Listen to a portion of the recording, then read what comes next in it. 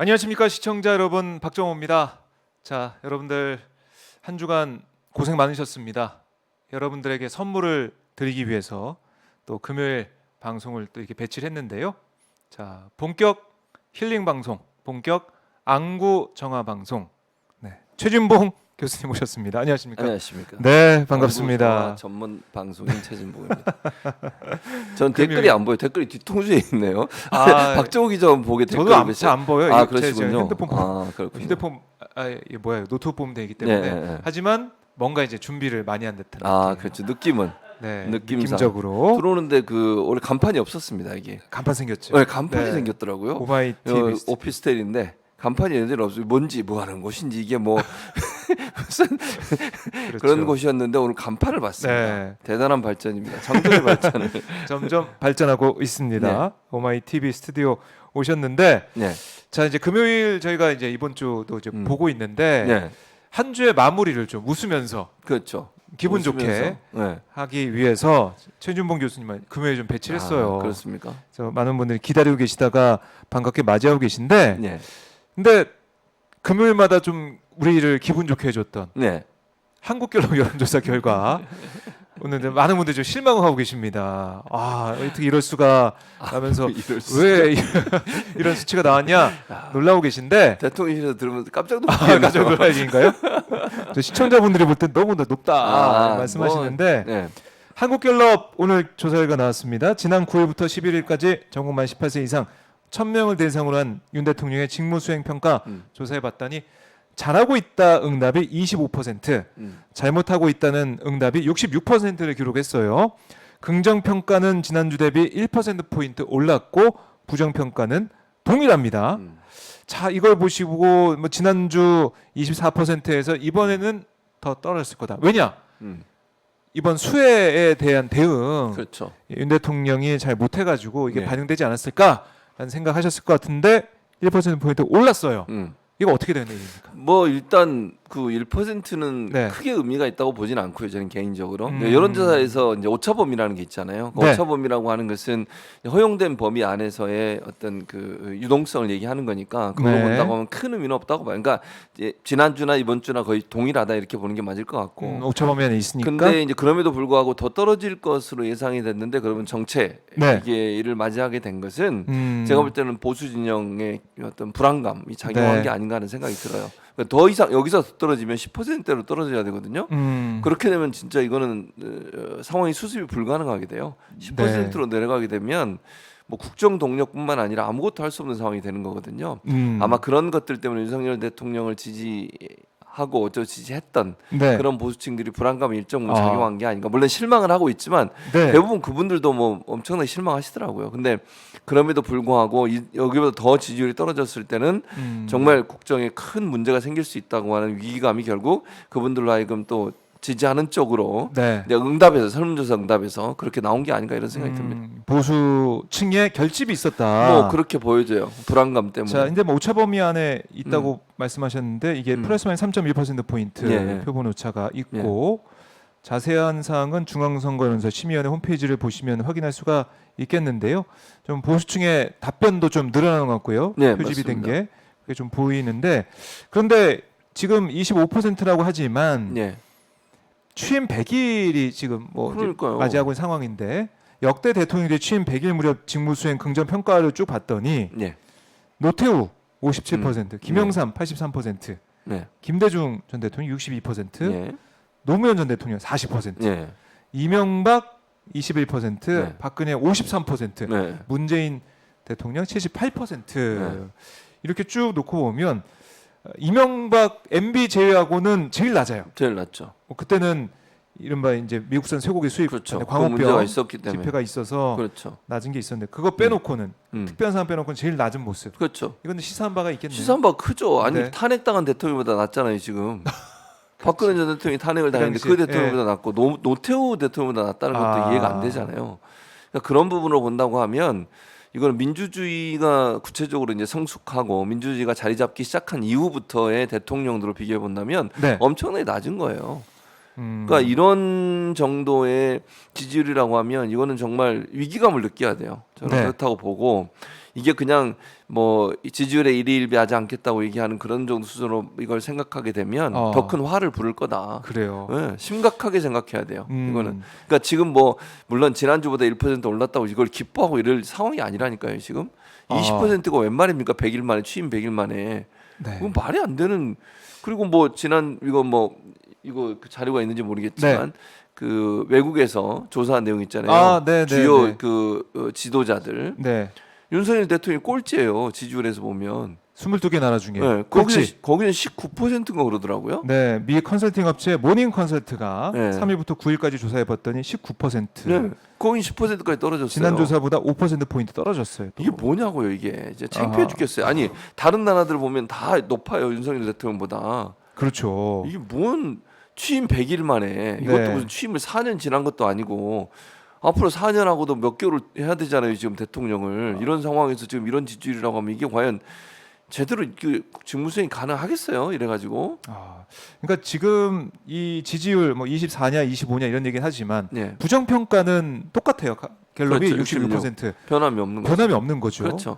그러니까 이 보수층에서 대답이 좀 늘어나가지고 긍정이 좀 올라갔다고 하더라도 부정적으로 보고 있는 사람들은 그대로다. 퍼센테이지는. 그러니까 아니 뭐 유동층에서 뭐 특별히 뭐 응답을 안 했거나 모름이나 그런 응답했던 분들이 약간 변화를 줄 수는 있지만 크게는 이제 부정평가가 높다는 것은 이거는 정말 큰 문제가 있다는 사인인 것이고 그런 부분들을 좀 심각하게 받아들여서 쇄신이나 변화를 하지 않으면 제가 볼 때는 지지율은 더 빠질 수 있어요. 더 빠질 수도 있다. 그러니까 기회를 주는 거거든 사실은. 그러니까 보수 진영에서도 이렇게 어느 정도 빠지지 않도록 지지를 해주는 것은 지금 이 상황에 좀 변화를 해라 바꿔라 이런 사인이에요.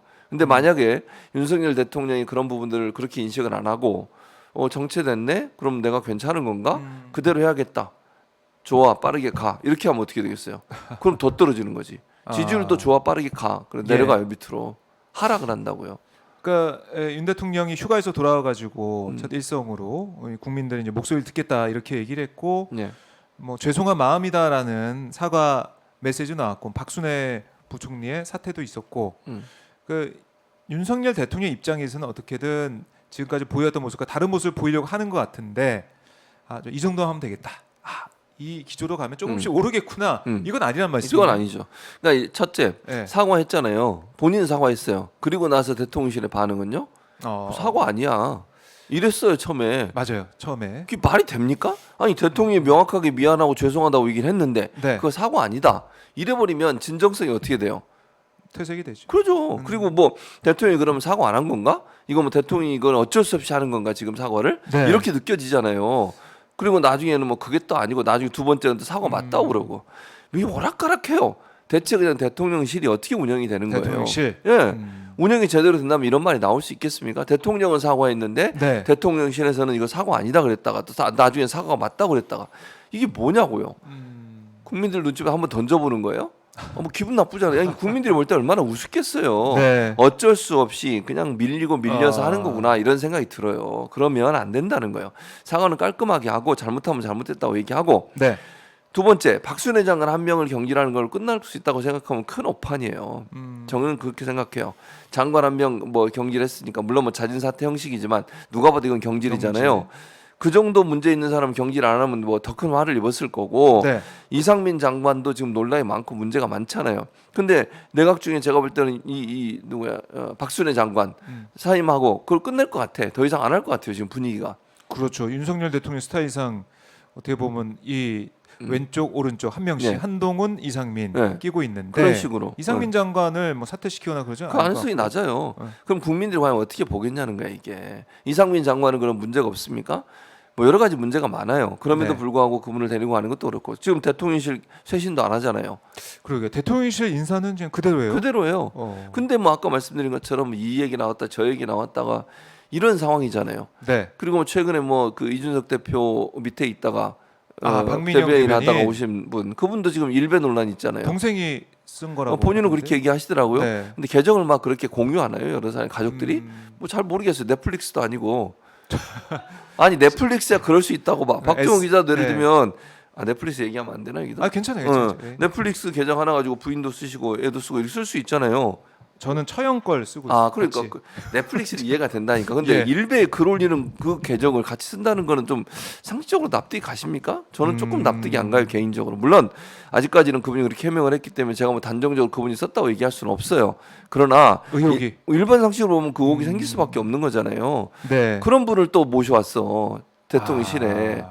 이게 지금 난 오히려 대통령실은 좀 점점 악재가 쌓이고 있다. 다 쌓이고 있죠. 네. 계속 악재를 쌓고 있어요. 해결을 안 하고. 지난번에도 비선 논란 네. 있었잖아요. 사적 채용 논란이 있었죠. 그런 논란이 있었고 또 뭐 유튜브 중에 극우 유튜버가 들어와 가지고 또 했고 극우 유튜브에 누나가 또 근무를 하고 있고 뭐 네. 지금 그만두셨지만 이런 여러 가지 상황을 보면 대체 대통령실에서 검증은 제대로 되는지 한동훈 장관의 인사 검증을 제대로 하고 있는 것인지 그리고 대통령실은 시스템적으로 제대로 돌아가는지 사과했다 안 했다고 왔다 갔다 하고 그리고 또 논란이 됐던 게 뭡니까? 이번에 수해 지역에서 세 분이 참사를 당했잖아요. 반지하에서. 네. 거기 가서 그 쪼그리 앉아가지고 왜 그거를. 피하지 못했냐고. 첫째, 아니 진짜 답답해 죽겠어요. 그 대통령이 오기 전에 최소한 어떤 상황인지는 보고 받고 와야 되는 거 아니에요? 그렇죠. 그게요 싱크홀이라고 그러죠. 땅꺼짐 현상이 갑자기 일어나가지고 물이 갑자기 들이닥친 거거든요. 5분 네. 10분 만에. 그 주민들 말 이미 인터뷰 나갔어요. 그냥 피할 수 없는 상황이었다. 5분 10분 만에 물이 들이쳐가지고 문이 열리지 않을 정도였어요. 반지하니까. 그러니까. 그럼 그 정도 듣고 왔으면 피할 수 없었나 보죠? 예. 이게 말이 됩니까 지금? 국가를 책임지는 대통령으로서 국가의 수반으로서 네. 야, 우리가 대처 못해서 정말 미안하다. 이분들한테 애도를 표한다. 이런 말을 해야 되는 거 아니에요? 국가를 대표하는 사람이잖아. 뭐 본인이 네. 잘못하고 안 하고의 문제가 아니라 국가를 대표하는 사람이라면 그렇게 국가의 체제가 시스템이 제대로 보호하지 못해서 안타깝게 목숨을 잃은 그 가족에 대해서 머리 숙여 국가를 대표해서 애도의 말은 한마디 해야 되는 거 아니에요? 한마디도 안 했어요. 가서. 그 현장에서 그 상황을 파악하고 가서 네. 대통령의 할 말과 언어는 응. 위로하고 그렇죠. 죄송하다. 그렇죠. 잘못했다, 애도도 표하고. 애도 표하고. 근데 상황이 필요한데. 일단 파악이 안 된 것 같아. 말을 들어보면 예전에 뭐 박근혜 대통령이 구명조끼 다 입고 아, 있었다는데 네네. 왜 세월호 참사 일어나고 그러냐. 그런 얘기 했잖아요. 그건 뭐가 다르냐고요 지금 상황적으로 보면 파악이 안 되고 있어. 그러니까 대통령실이 물론 대통령도 문제지만 보좌하는 대통령실의 비서관들은 대체 뭐 하는 사람들인 거예요. 이거 네. 제대로 보좌가 되고 있다고 볼 수가 없잖아요. 사실은 맨 처음에 이 호우 피해가 났을 때 폭우 피해가 났을 때 음. 퇴근하면서 그걸 봤다면은 음. 차를 돌려가지고 돌아가시라고 그러니까 돌아가시라고 참모들이 얘기를 하고 가셔야 집무실로 된다. 가셔야 된다. 조언을 해야 되잖아요. 그렇죠. 아무리 본인이 직진 본능이 있어 집에 가고 싶어도 저는 그것도 그래. 네. 공무원적 마인드, 그러니까 국가 어떤 공무원의 마인드를 갖고 있다면 그게 집에 가고 싶을까요? 가면서 박종희 기자나 나는 예를 들면 일반인들이니까 뭐 공직을 맡고 있지 않잖아요. 네. 그러니까 비가 많이 내리고 뭐 침수가 내리는 거 보면 빨리 집에 가야겠다는 생각이 들지 물론 빨리 집에 가서 뭐 집도 문제가 없는지 보고 네. 좀 이제 안전지대 가 있어야 되겠다 이런 생각이 들잖아요. 음. 공무원은 가다가 보면 어떡하지? 소방관이 만약 그래 가다 집 퇴근을 하고 있어. 예. 불이 났어. 그냥 지나칩니까? 불났네 하고 아니죠. 가요 그쪽으로 뛰어갑니다. 네. 아니 최소한 공무원이면 대통령이잖아 그것도. 그리고 그 시간에요 비가 온다는 건 이미 예보가 돼 있었고 1차적으로 대응을 하려면 미리 대응을 했었어야 한다고 봐요 저는. 밤에 그렇게 비가 오기 전에 낮에 비가 올 때 대책회의해서 어떻게 그럼 막을 거냐. 네. 그 대통령이 좀 장관들 불러 모으고 관련된 사람들 불러 모아가지고 어떻게 대응할지 보고해봐. 네. 그리고 자기가 얘기도 하고 침수되지 않도록 방안 세워봐 이런 얘기 해야 되는 거 아니에요? 그거 안 했어요 그것도. 그럼요. 대비도 안 했고 최악의 상황을 대비해서 대응책을 당연히 세워놨어야죠. 해야죠. 당연히 그렇게 비가 많이 온다고 예보가 돼 있었잖아요. 네. 그럼 그렇게 했어야 하는데 그것도 안 하고 퇴근길에 침수되는 걸 봤음에도 불구하고 그냥 집으로 가요? 난 진짜 이해가 안 돼요 그런 부분이. 그건 당연히 집무실로 돌아가거나 아니면 지하 벙커에 가서 네. 지휘를 해야죠. 그리고 더 웃기는 거 한덕수 총리 말 들으셨죠 어제 인터뷰. 이 사저에 아크로비스타에 지하 벙커 수준으로 어쩌고 다 그게 준비가 돼 있다고 알고 하더라고요. 봤더니 40평이더라고요. 40평. 음. 40평의 지하 벙커처럼 할 수 있어요? 집도 방도 있고 다 가구도 있고 주무시기도 해야 되고 화장실도 네. 있고 다 있어야 되잖아요. 거기에 지하 벙커처럼 할 수 있냐고 40평 집에 살면서. 김건희 씨는 그럼 침대도 없어요 거기? 아니 말이 되냐고요 이게. 네. 지하 벙커 수준이라는 게 저는 이해가 안 돼요. 예를 들면 물론 이제 축소판으로 있을 수 있겠지. 비하기라고 그래서 이제 보통 그 전화기가 비밀로 그러니까 도청 보안이 안 되고, 안 돼, 감청 그러니까 안 도청이 되고. 안 되고 감청 안 되게 비밀 통화를 할 수 있게 하는 네. 그런 전화기 있을 거예요. 모니터 한두 개 있겠지. 그 정도로 얘기하면 이해가 되겠어요. 어떻게 지하 벙커 수준이 거기 있다고 얘기를 할 수 있어요. 상식적이지 않아요. 이거는 국민들을 좀 속이는 말을 한 거죠, 사실은. 당연하죠. 국민들이 볼 때 얼마나 우습겠습니까? 40평 집에 지하 벙커 수준에 네. 뭐 그게 시스템이 돼 있다는 게 말이 되냐고요. 그걸 또 자랑스럽게 해명한다고. 저는 그게 말이 되냐고요. 네. 난 이해가 안 돼요. 도저히 그분의 생각과 사상이 음. 왜 그러시는지. 그러니까 사실대로 얘기하면 되잖아. 물론 휴대폰을 한 건 아니겠지. 뭐 좋아요. 네. 그것까지는 이해하겠어요. 비하기를 했다. 네, 그 정도 얘기하고 모니터가 있고 그 정도 수준은 아니지만 그래도 통제가 가능하다. 이러면 국민들이 이해하잖아요. 근데 지하 벙커 수준으로 있다고 계속 얘기를 하시더라고. 그러니까 깜놀했습니다. 거기에 그런 시설이 있단 말이야. 그러면 그게 보안 시설이 있으면 양옆에 위아래 다 비워야 돼. 비우고 다 비워야 운영하는 돼요. 사람도 있어야 되고 그렇죠. 다 준비가 돼 있어야 되는데 그런 것도 당연하죠. 아니잖아요. 안 되죠. 그게 네. 제가 40평이라고 그랬잖아요. 거기 집 안방 있을 거고 뭐 서재 같은 것도 있을 거 아니에요. 그거 빼고 나면 몇 평이 남겠어요. 네. 그리고 제가 이해가 안 되는 건 거기서 지휘하면 된대. 그러면 앞으로도 그렇게 하겠다는 거예요. 그런 거잖아. 앞으로도 재난 상황이 오면 지하 벙커 수준으로 다 시스템이 돼 집에 가시겠지 또 퇴근. 그렇죠. 퇴근 안 하겠습니까? 그러면 그러니까 다음 주에 또 이제 폭우가 온다고 하잖아요. 네. 또 저는 퇴근하시면 궁금한 어떻게 게 집에 좀 가서 또 또 그러실 거 아니에요. 전화로 지시할 네. 거냐. 그게 과연 맞냐는 거예요, 내 말은. 그러면 다 반대로 생각해서요. 그 전에 대통령들 많이 있었잖아요. 그 대통령들 네. 청와대 근무하면서 지하 벙커 있고 관저도 있었어요. 누구지? 박근혜 전 대통령이 탄핵당하는 중요한 이유 중에 하나 세월호 관련된 문제인데 관제. 관제 있었어요. 그걸 문제 삼았어요, 헌재에서. 헌법재판소에 네. 그거 문제 있다. 왜 안 갔냐? 출근 안 하고. 벙커로. 네. 아니 그렇게 얘기해 버리면 지금 윤석열 대통령하고 상관해서 이게 연관해서 얘기를 해보면 관저도 시스템이 돼 있을 거 괜찮다. 그럼 청와대 관제는 그거 없겠어요? 그 정도 시스템? 제가 볼 때는 그거보다 더 잘 돼 있었을 더 잘 거예요. 돼 있을 수 청와대 관제는. 음. 그런데도 관제에 있은 게 문제라고 얘기했어요. 헌법재판소에서 당연히 집무실로 가거나 아니면 지하 벙커에 가 지휘를 했었어야 된다. 네. 이게 지금 이 논리가 맞냐는 그러니까 거예요. 이번에 다음 주에 폭우가 왔을 때 윤 대통령이 고민스러울 것 같아요. 퇴근할지 말지. 네, 문제가 없다고 했으니까 퇴근해야지. 퇴근하는 게 맞고. 그렇지. 근데 또 퇴근해 버리면은 국민도 어떻게 보겠어요. 하시길 바래요. 이게 완전히 막다른 길래 아니, 하세요. 몰린 원래 거예요. 하던 대로 하세요. 응. 바꾸지 마시고 대통령님 바꾸지 마시고 원래 하던 대로 하시면 좋을 것 같아요. 원래 하던 대로 청와대 이 벙커술 돼 있으니까. 그렇죠. 거기 집으로 있겠다. 가셔가지고 그러니까 이러니까 이제 온라인상에서 무정부 상태다. 그렇게 얘기가 나올 수밖에 우리 이제 없어요. 국민들은 정말 각자 도생하는 수밖에 없다. 이런 얘기가 나오는 이제 거죠. 코로나 문제도 그렇죠. 코로나도 각자 도생이고. 수혜도 그렇죠. 네. 각자 도생하래요 지금. 그리고 문재인 케어라고 해서 의료보험을 확대시켰잖아요. 네. 어려운 분들 이런 분들 보호 받을 수 있도록 그것도 지금 점점 없애고 있는 상황이에요. 이런 일들이 계속 반복이 되면 네. 정말 이제 가장 먼저 피해를 당한 사람들은 최하위 그 계층들이에요. 그러니까 돈 없고 네. 힘 없고 정말 형편이 어려운 분들 이분들이 가장 먼저 피해를 당해요. 지금 이 세 분의 참사도 그러니까요. 우리 사회의 가장 밑바닥에 생활을 하시는 분들이 피해를 당하는 거잖아요. 지금. 그러니까 주거 환경이 좋지 않은 그렇죠. 분들께서 거기에다가 법인세 깎아주려 야지 세금도 없어. 복지 혜택도 줄어들어. 그분들이 복지 혜택 아니면 살아가기가 어려운 분도 많습니다. 그렇죠. 정책의 기조 자체가 지금 네. 대기업한테는 혜택을 주면서 어렵고 힘든 사람한테는 더 어렵게 만드는 이런 상황으로 몰고 가는 것이 과연 맞느냐는 얘기를 네. 하는 거예요. 그러니까 지도자의 이 자세와 태도와 행동 이런 게 전혀 보이지 않고 있다라는 비판이 계속 나오고 있잖아요. 그리고 그 대통령을 보좌하는 참모진 같은 경우도 제대로 못 하고 있다. 제대로 못하고. 총리를 비롯해서 내각도 그렇고. 그렇죠. 그래서 더 이제 인적 쇄신이 있어야 된다는 얘기를 하고 있는데 예. 어떻습니까? 인적 쇄신이 좀 있을까요? 대통령실? 뭐 있을 것 같긴 한데 많이 일부. 안 할 것 같아요. 일부밖에 안 할 것 같아요. 핵심은 제외하고 네. 좀 다른 인원들만 그러니까 보여주기식이지. 보여주기식으로 할 수 있다. 그러면 더 큰 이제 화가 올 거다. 저는 그렇게 봅니다. 그러니까 이 개인적으로. 갤럽 조사가 25%가 나와서 이제 반등했다. 이게 바닥 아니냐 이런 일부 그러면 큰일 언론의 나요. 평가도 있는데 그렇게 가다가는 큰일 난다. 이런 말씀이시고. 언제든지 떨어질 수 있어요. 그러니까 25% 상당히 낮은 퍼센테이지죠. 이게 그렇죠. 박근혜 국정농단 그 시절 초반에 나왔던 퍼센테이지가 예, 25%였잖아요. 이것도 참 낮은데 낮은데 다행이라는 생각하면 안 그럼 됩니다. 큰일 나죠. 어. 20% 25%가 예. 이 정도 멈췄으니까 이제 됐다. 반등만 하면 된다. 잘하고 밑바닥이다. 절대 그렇게 생각하시면 안 돼요. 아직도 추락할 네. 여지는 얼마든지 있습니다. 그래요. 네, 갤럽 조사 이 얘기를 좀 해봤고 지금